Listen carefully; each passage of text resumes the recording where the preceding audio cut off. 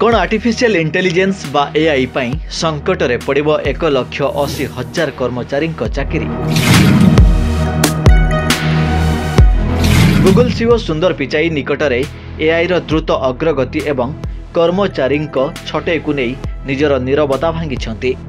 एसत 2023 और 2024 रे कंपनी 13,000 रु अधिक कर्मचारी छटे को नहीं प्रतिक्रिया रखिछन्ते।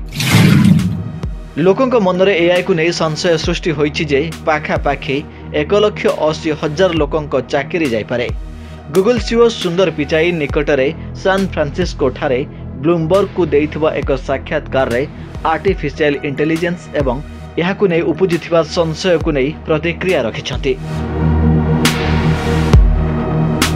सुंदर पिचाई वार्ता थिला जे एआई को नहीं डरिबार कौनसी कारण नाही।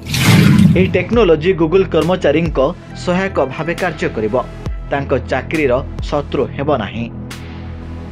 कंपनीर लक्ष्य नुआ प्रोडक्ट एवं आविष्कार उपरे रहिछि, जहा भविष्यत रे आहुरी अधिक चाकरी सृष्टि करिबो। पिचाई कहिछन्ति वर्तमान से परि किछि हेबार नाही। एआई कर्मचारी चाकरी खाइबा बदल रे सेमानंकु सहयोग करिबो।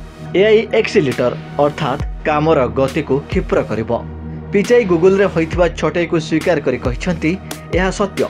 2023 रे कंपनी 12,000 रु अधिक कर्मचारी एवं गत वर्ष 1,000 रु अधिक लोकों को बहिष्कार करिछि। हेले चलित वर्ष एही संख्या बहुत मात्रा रे कमिछि।